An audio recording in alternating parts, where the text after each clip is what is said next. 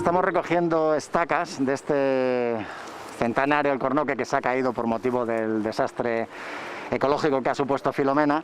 Entonces estamos recogiendo estacas para llevarlo a un proceso de clonación, para obtener individuos hijos exactamente genéticamente iguales al individuo padre, que es este que ha caído.